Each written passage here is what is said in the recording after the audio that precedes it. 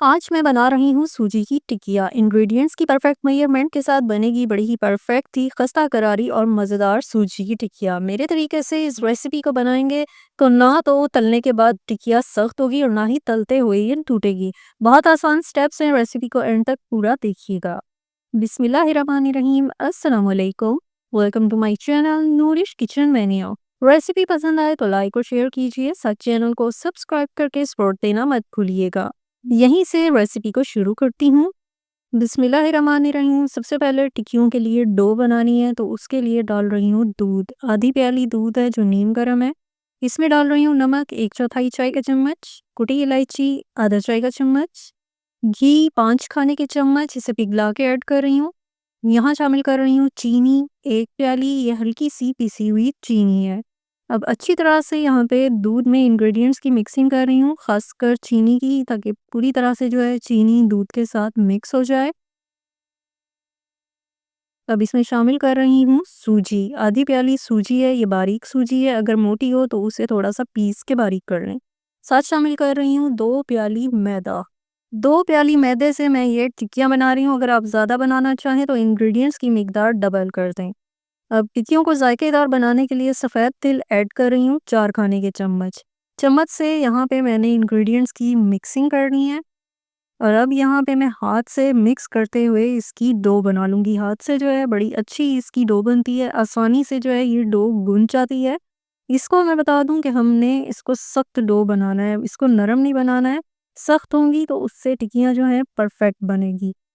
Ingredients की binding के लिए यहाँ हल्का सा मैं पानी डाल रही हूँ और इसके जो है मिक्स करते हुए मैं इसकी डो बना लूँगी। इसको बहुत ज़्यादा यहाँ पे सख्त हो रहा था तो इंग्रेडिएंट्स की बाइंडिंग अच्छी तरह करनी है और इसको जो है डो को गूंद लेना है। लेकिन बहुत ज़्यादा पानी ऐड नहीं करना है, ज़रूरत हो तो आप पानी का इस्तेमाल कीजिए, वरना तो आप दूध भी ऐड कर सकते हैं। यहाँ पे टिक्कियों की डो मैंने गूंद ली है, देख सकते हैं काफ़ी स्मूथ हो गई है। तो अब मैं इसे ढक के 10 मिनट का रेस्ट लूँगी। यहाँ पे 10 मिनट रेस्ट देने के बाद डो टिक्कियाँ बनाने के लिए रेडी है, लेकिन इससे पहले मैं डो को एक बार फिर से गूंद लूँगी ताकि ये पूरी तरह से स्मूथ हो जाए। जितनी स्मूथ डो होगी उतनी ही टिक्कियाँ कट करने में, इस डो को बेलने में आसानी होगी। देख सकते हैं डो को मैंने यहाँ पे बिल्कुल स्मूथ कर लिया है।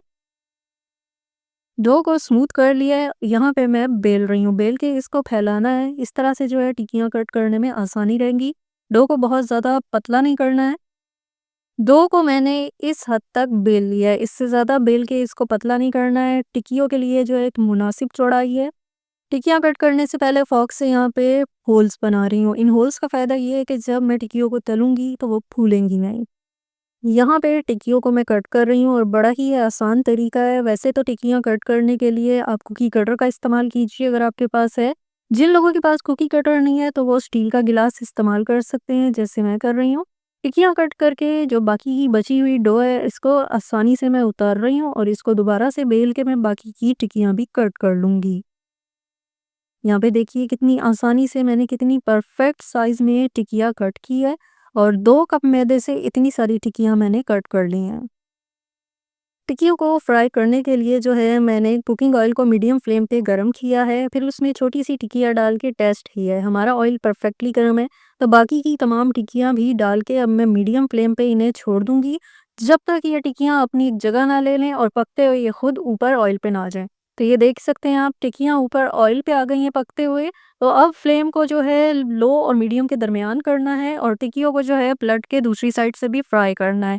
देखिए एक साइड से मैंने फ्राई किया है तो लाइट सा इनका गोल्डन कलर हो गया है, तो दूसरी साइड से भी अब इन्हें लो फ्लेम पे फ्राई करना है। इसका फ़ायदा ये है कि टिक्कियाँ जो हैं अंदर और बाहर से सही तरह कुक हो जाएंगी। इनको जो है पेशेंटली हमने फ्राई करना है, थोड़ा सा टाइम देके। अगर इनको हम जल्दी जल्दी फ्राई करेंगे तो ऊपर से जो है ये गोल्डन हो जाएंगी, लेकिन अंदर से ये कच्ची रहेंगी। दोनों साइड से जो है टिक्कियों को मैंने अच्छी तरह से फ्राई किया है, बड़ी परफेक्टली ये फ्राई हुई है, आप देख सकते हैं। तो अब इनको मैं निकाल रही हूँ। टिक्कियों का ये साइज़ जो है बिल्कुल परफेक्ट है। कलर देखिए कितना प्यारा है। टिक्कियों को मैं निकाल रही हूँ, निकाल के इन्हें रूम टेम्परेचर पे ठंडा करूँगी, जिससे मज़ीद खस्ता हो जाएँगी। टिक्कियों को ठंडा करके ही कंटेनर में रखिएगा। अगर आप इसे फ्राई करते साथ ही किसी कंटेनर में रखेंगे तो इससे भाप बन जाएगी और टिक्कियाँ जो है बहुत ज़्यादा नरम हो जाएँगी। इंग्रेडिएंट्स की परफेक्ट मेजरमेंट के साथ बहुत आसानी से मज़ेदार सी ये टिक्कियाँ बनी है जो तोड़ने में ही इतनी कड़क है, बहुत ही खस्ता है, करारी है। तो जनाब टिक्कियों की इस रेसिपी को आप ज़रूर ट्राई कीजिएगा, ट्राई करके फीडबैक देना मत भूलिएगा। रेसिपी को लाइक और शेयर कीजिए और चैनल को सब्सक्राइब करके सपोर्ट देना मत भूलिएगा। जो दुआ में याद रखिएगा। अल्लाह हाफिज़।